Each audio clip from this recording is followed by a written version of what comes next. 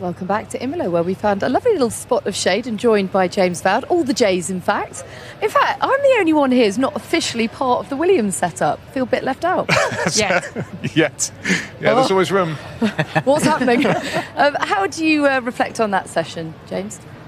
Good. I mean, the main thing is, the car's been pretty good all weekend, but that soft tyre is tricky. You saw yesterday we didn't really get a lap out of it. Our time yesterday was set on medium. And again today, lots of cars going off the track, and we were struggling as well. So brilliant that we have the C6 here. We have to learn how to use it anyway before Monaco, but just tricky to get all the lap time out of it. What is it that's so tricky about it? Is it the drivability? Is it the balance? What are the drivers struggling with out there? Track temp now is a little bit warmer. We're up into probably the 48, so a little bit higher. It's a very soft compound. So obviously, as you get towards the end of the lap, you get up the hill towards the chicane, it's already starting to overheat. And even by the last two corners you sort of have to try and feel your way up to the limit, but not go over it. That's the tricky bit. Okay, it was obvious that the problem started from the second chicane for most cars and drivers. So is it a case of slowing down in the first sector? But that's a tough thing to do.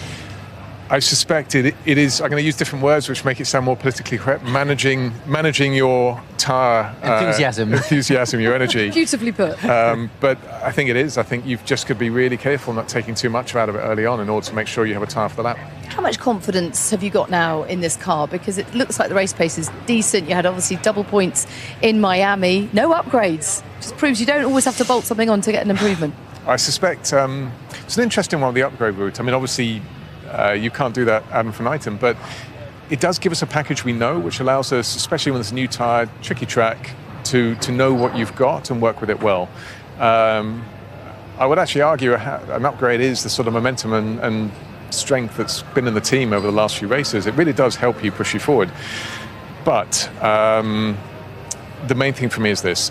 How much confidence? I know there's a little bit more in it, but I've said this all the way through. We have two world-class drivers and a team that's just absolutely bonded and working together, and this is the result of it. Well, interestingly, there was a very public criticism of the team by Carlos after Miami, saying, I don't go racing like this, I've lost confidence.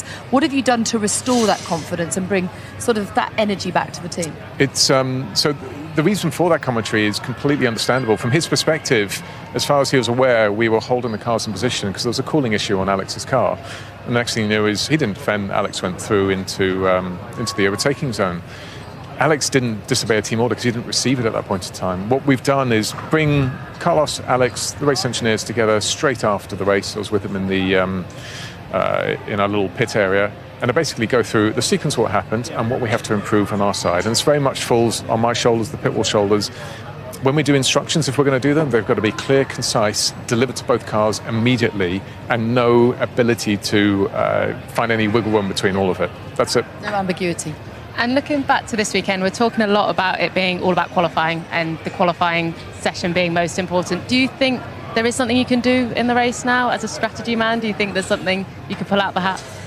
So the next two races are a little bit more about qualifying, certainly, than most others. You can see, though, today everyone saved two hard tyres, and you don't do that just for using them to sit on in the garage. There's probably an expectation. It's a little bit borderline, one stop, two stop. So answering your question, I think there's something in there.